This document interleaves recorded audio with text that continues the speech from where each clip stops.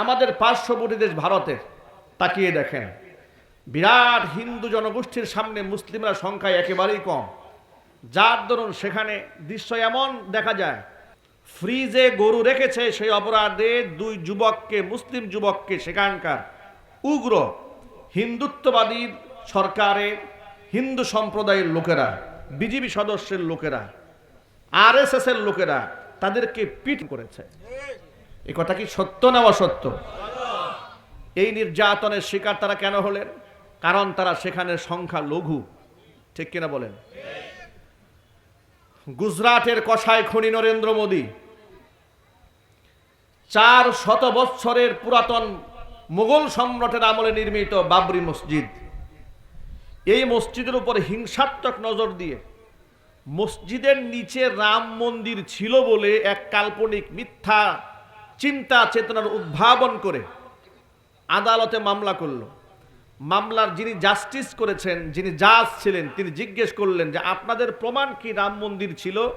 কয় এটা আমাদের মনের বিশ্বাস। এটা হচ্ছে দলিল। মনের বিশ্বাস হচ্ছে এখানে আমাদের রামের মন্দির ছিল। মনের বিশ্বাসের উপর ভিত্তি করে দুনিয়াতে বিচার চলে? কথা বলে না। বিচার চলে? যেমন আপনি যেখানে বসে আছেন এই জায়গাটার একটা মালিক আছে, না আছে না নাই?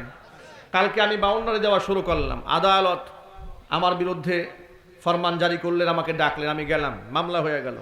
আমাকে জিজ্ঞেস করলেন কোন বলে আপনি এখানে বাউন্ডারি শুরু করলেন? আমি বললাম যে আমি মনের বিশ্বাস এই জায়গার মালিক আমার বাবা ছিল। কি চলবে? এটা যদি কেউ বলে তাহলে কি সে সুস্থ না অসুস্থ? তার চিকিৎসার প্রয়োজন আছে না নাই?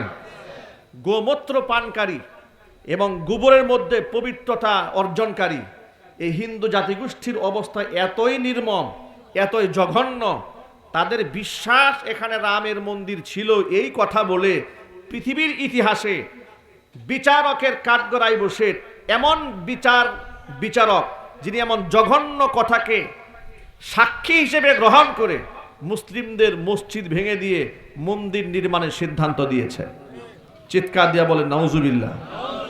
মুসলিমরা সেখানে নির্যাতিত হয়েছে, নিপীড়িত হয়েছে, কিন্তু কার্যকর কোনো ভূমিকা তারা পালন করতে পারেন নাই। তার কারণ তারা মুসলিমরা হচ্ছে সেখানে সংখ্যা লঘু।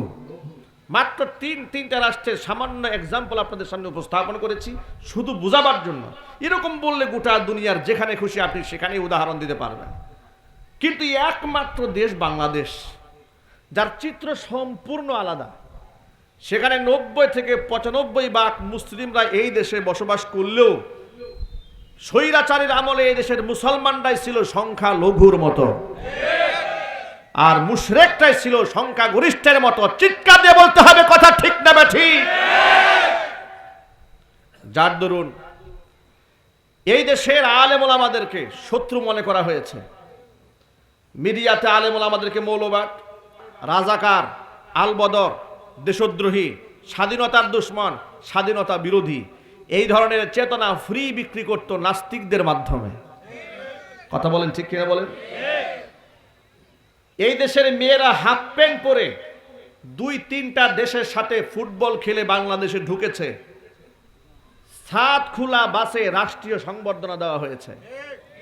বলে যায় না ইতিহাস, আমরা টেলিভিশন পত্র পত্রিকা পাগল হয়ে গেছে যে আমাদের মেয়েরা অনেক দূর আগায় গেছে। কত দূর আগাইছে?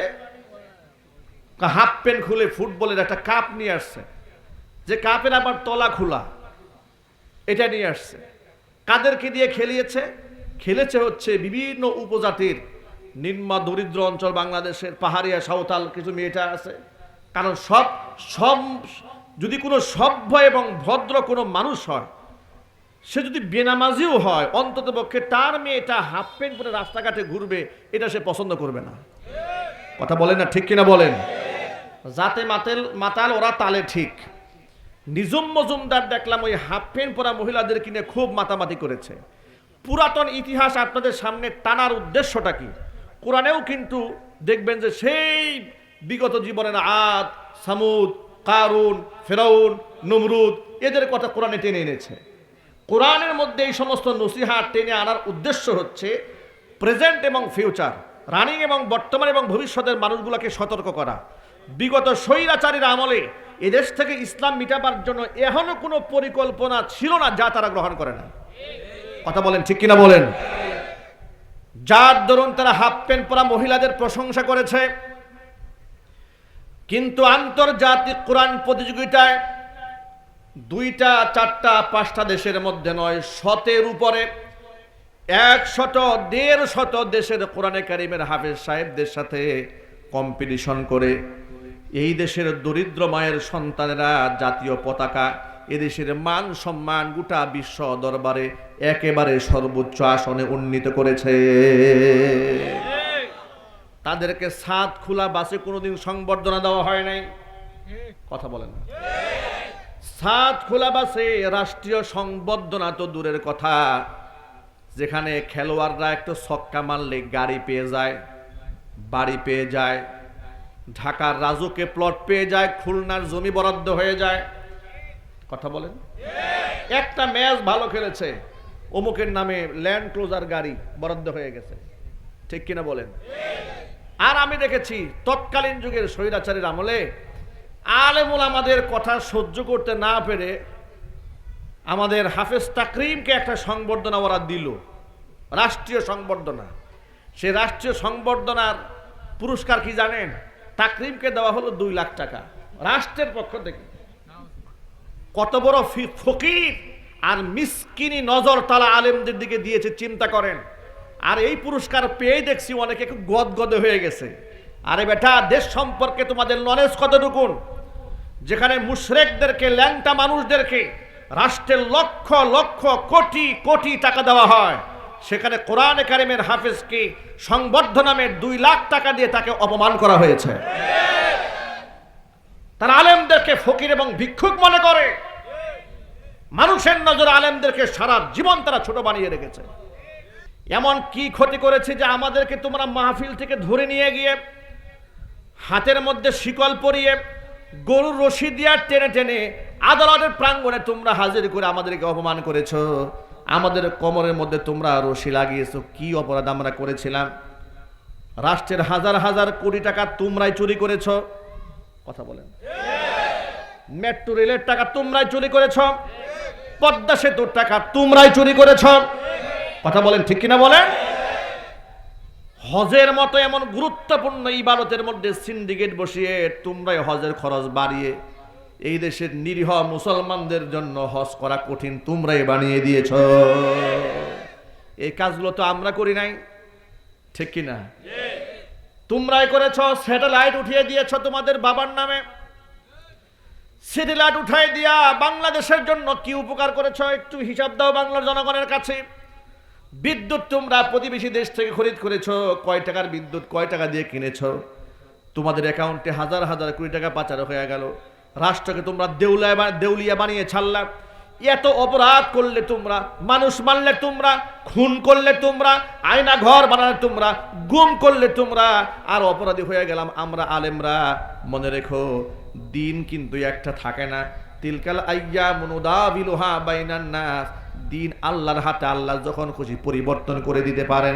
যার প্রমাণ আল্লাহ পাক দান করেছেন, যার নিয়ামত আল্লাহ পাক আমাদের দান করেছেন। আজকে কোথায় ওই স্বৈরাচারের দোসরেরা যারা মাহফিলে এসে বড় বড় বক্তব্য দিত? এই যে আজকে আমার নামটা আপনারা সবার উপরে মোটা করে লিখেছেন।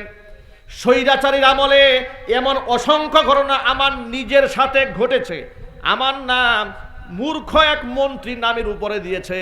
মন্ত্রীর লেসপন্সারেরা দৌড়ে আসছে কমিটির কাছে, তাড়াতাড়ি পোস্টার পরিবর্তন করেন। নেতার নাম নিচে কেন? নেতার নাম নিচে কেন? এই ঘটনা ঘটেছে কালিয়া করে। আমি বললাম না বিস্তারিত। নেতার নাম নিচে কেন? পোস্টার কমিটি পরিবর্তন করতে বাধ্য হয়েছে। এরপরে নেতার নাম খুব মোটা করে উপরে দিয়ে আমার নামটা নিচে লিখেছে। এবং খুব ভালো করে খোঁজখবর নিয়ে দেখলাম ওই নেতার চরিত্র একবারে ফুলের মতো পবিত্র, একেবারেই ফুলের মতো পবিত্র। নারীদের প্রতি যার ছিল মারাত্মক লিপ্সা, এমন বেনামাজি, কট্টর আলেম বিদ্বেষী, ইসলাম বিদ্বেষী নেতার নাম একটা আলেমের নামের উপরে দিয়ে তোমরা খুব মজা নেওয়ার চেষ্টা করেছ। তোমাদের মজার দিন শেষ হয়েছে, তোমাদের বিচার শুরু। আওয়াজ নাই কেন? স্বৈরাচারী হাসিনার বিরুদ্ধে গ্রেফতারি পরোয়ানা জারি হয়েছে আজকে। এই লেটেস্ট সংবাদ আপনারা ভুলে গেলে তো হবে না। মিষ্টি বিতরণ হওয়া দরকার আগে থেকেই। যে ট্রাইব্যুনাল তারা গঠন করেছে আলেমদেরকে ফাঁসি দেওয়ার জন্য, সেই ট্রাইব্যুনালে স্বৈরাচারী হাসিনার ফাঁসি হবে। কি আপনারা কি খুশি না বেজার? কম না বেশি? যদি ন্যায্য বিচার করা হয়, একবার ফাঁসি দিলে হবে না, 1,00,000 বার। তাকে যদি হাজারো বার ফাঁসি দেওয়া হয়। ওই সমন্বয়ক আব্দুল্লাহ হাসানাত বলেছে, ওই ইয়াং ছেলেটা বলেছে যে সে যে অন্যায় করেছে 100 বার করে ফাঁসি দিলেও এর প্রায়শ্চিত্ত হবে না। আমি আমার ভাষায় বলি, 100 বার নয়, 1,00,000 বার ফাঁসি দিলেও প্রায়শ্চিত্ত হবে না। ওরা শাহবাগ চত্বর কায়েম করেছিল আলেমদের ফাঁসির জন্য, ঠিক কিনা বলেন? এবার শাহবাগ নতুন রঙে রঙিন হবে ইনশাল্লাহ। স্বৈরাচারীদের ফাঁসি নিশ্চিত করার জন্য, এমনকি খুনের সাথে গুমের সাথে যত মানুষ জড়িত ছিল, আলেমদের হত্যার সাথে যারা জড়িত ছিল, এদের প্রত্যেককে চিহ্নিত করে বাংলার মাটিতে বিচার কার্যকর করার জন্য সকল বাংলাদেশের সকল শ্রেণীর নাগরিকদেরকে ঐক্যবদ্ধ হয়ে যেতে হবে। এই হিম্মত, এই সাহস, এই ইমানি শক্তি কি আপনাদের আছে? কার কার আছে? দু হাত দেখতে চাই।